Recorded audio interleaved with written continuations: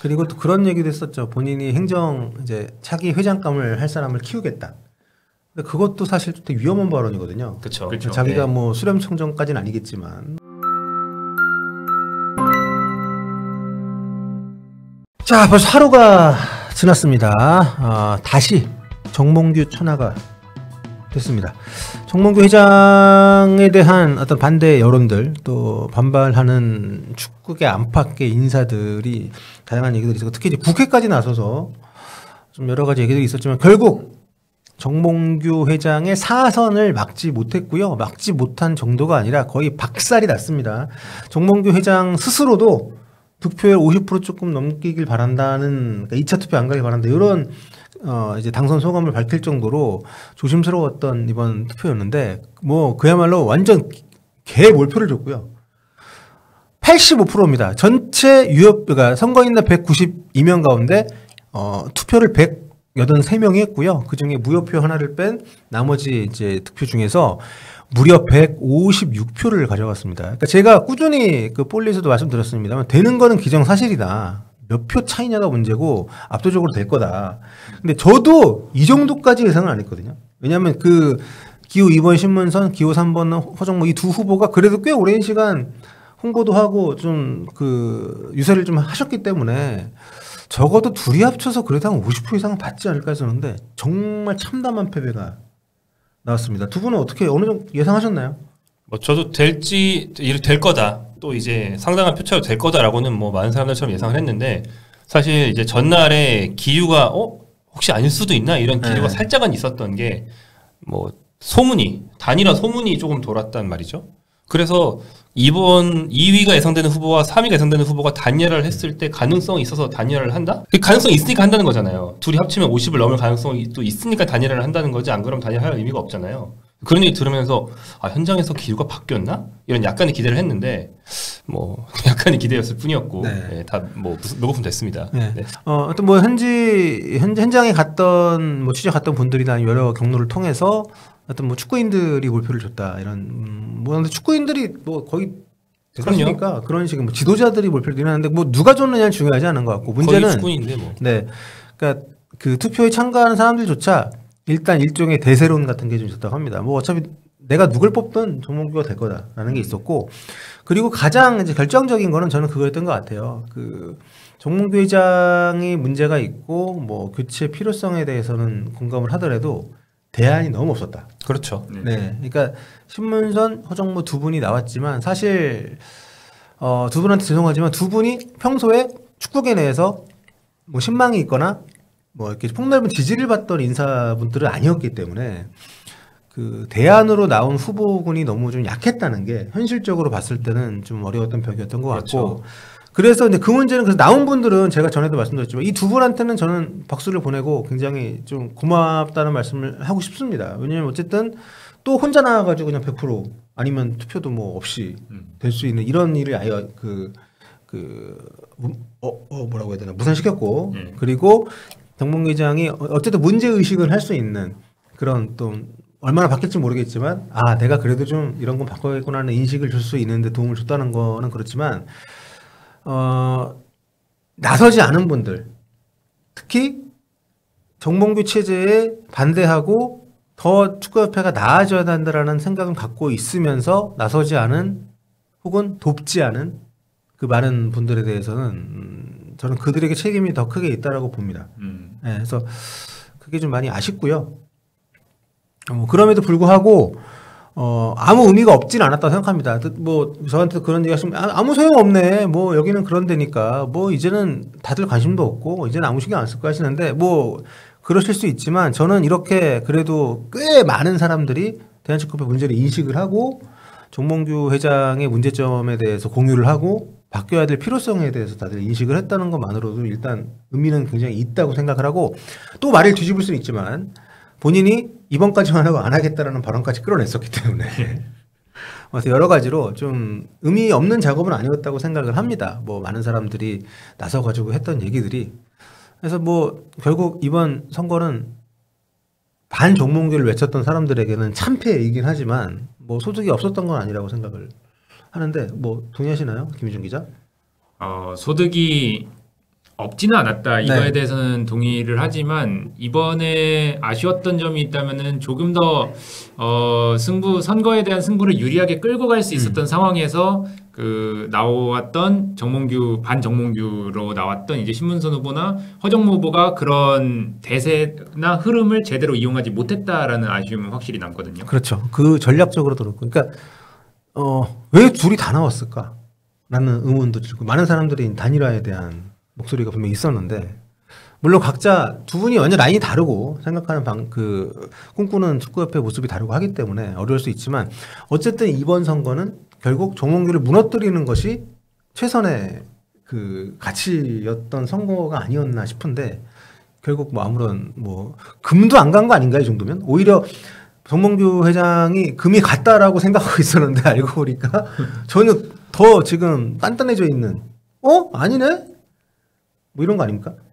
뭐 최근 흐름이 그렇긴 한데 뭔가 조금 다른 양상이긴 하지만 때리면 오히려 결집하는 현상이 있거든요. 전 세계적으로. 근데 뭐 축구협회 상황은 이거랑 조금 다르긴 한데 결과적으로는 이 대항마들이 있어서 이 대항마들이 충분히 정몽규 회장을 위협할 수 있다 이게 아니라 오히려 정몽규 회장의 입지가 축구계에서 이렇게 탄탄하구나라는 결과만 도출해냈던 선거였습니다 이번에. 때리면 결집이라는 게 이제 어떤 내용적으로 네. 과정적으로는 맞는 게 정몽규 회장이 이렇게 유세를 열심히 한 선거는 이번이 처음이다.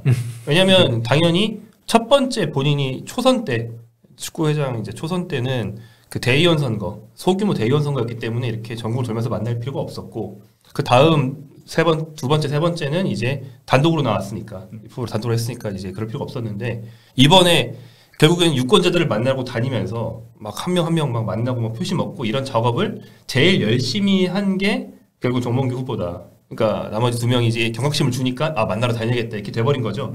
이제 허정무 신문선 후보는 대외적으로 내가 반 정몽규의 기치를 세웠다라는 것을 홍보하는데 조금 더 중점을 뒀고 이제 표심을 하나하나 잡는 작업은 신경을 좀 덜 썼는데 이것도 아까 이제 서 의원 말씀하신 것처럼 이미 대세론이 있었고 표를 각 캠프가 굉장히 오래전부터 다 이제 헤아려 봤는데 그래봤자 선거인단 제도라서 이렇게 가늠이 된단 말이죠. 어차피 우리는 가능성이 되게 낮다. 그래가지고 이제 허정무 후보도 뭐 선거 제도에 대한 그 딴지를 걸어서 선거를 늦춘다든지 이런 식으로 존재감을 드러내고 그런 데서 이제 변수를 만드는데 오히려 더 승부를 덜었지 사실은 한 명 한 명 만나서 공략하는 걸로 어차피 진다라고 이제 계산을 세우고 들어온 선거였죠. 그래서 뭐 예정된 패배이긴 했습니다. 네. 네.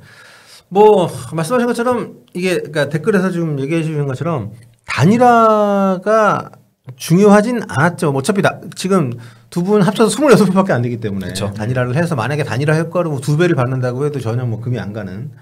그리고 그 대한체육회도 경우도 보면 사실 이기흥 회장을 무너뜨리기 위한 선거였다고 보면 거긴 후보가 더 많았잖아요. 그렇죠. 그런데도 그걸 뚫고 유승민 후보가 된 거 보면 결국에는 유망하고 많은 사람들이 이 정도면 우리가 바꿔볼 만하다. 기대할 만하다. 이런 후보가 있었느냐 없었느냐의 차이가 결국 있었던 것 같아서 좀 더 젊은 축구인들이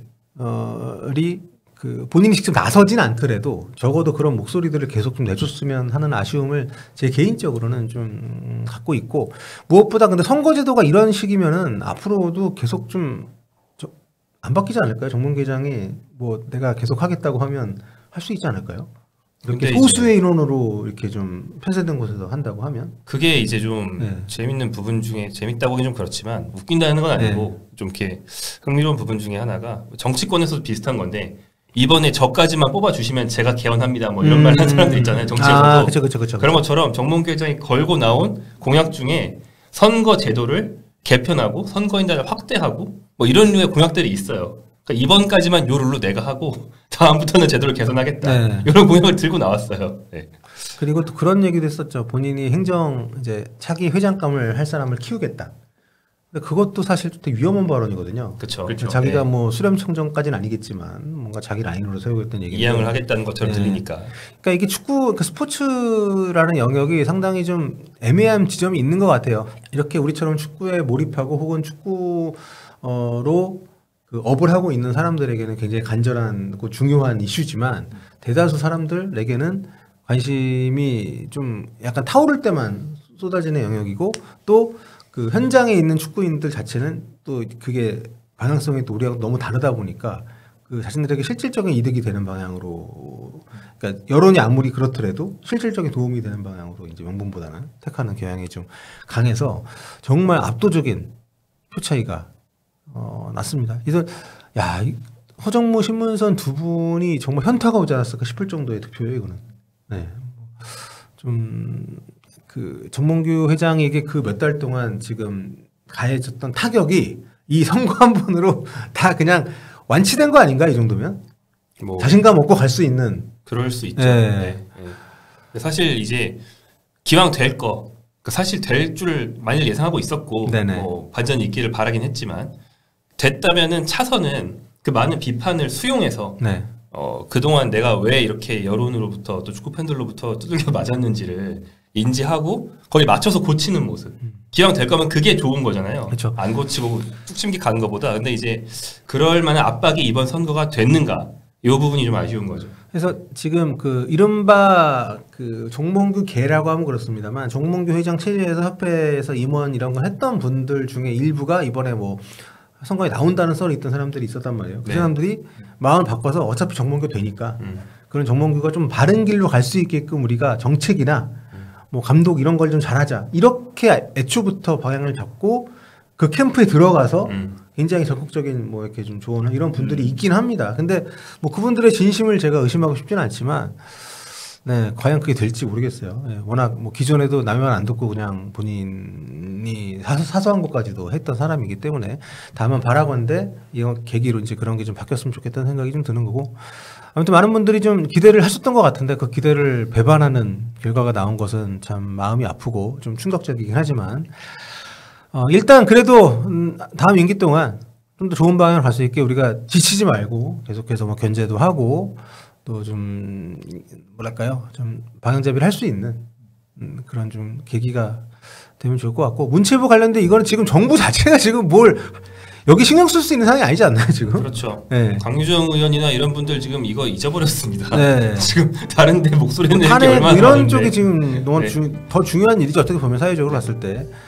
근데 이런 걸 틈타서 어떻게 보면 좀 분위기가 확실히 다시 이쪽으로 가다가 좀 확 쏠린 것이 아닌가 이런 생각이 드는데 아무튼 뭐 앞으로 이왕이란 표현이 좀 안 맞는 것 같고 어쨌든 결과적으로 됐으니까 계속해서 또 여기서 됐으니까 이제 포기 이런 게 아니라 또 중요한 이슈들이 있을 때마다 저희도 계속 얘기를 하고 많은 사람들이 떠들 수 있는 그런 영역에서 우리가 계속 관심을 좀 가질 필요가 있지 않나 이런 생각을 좀 해봅니다.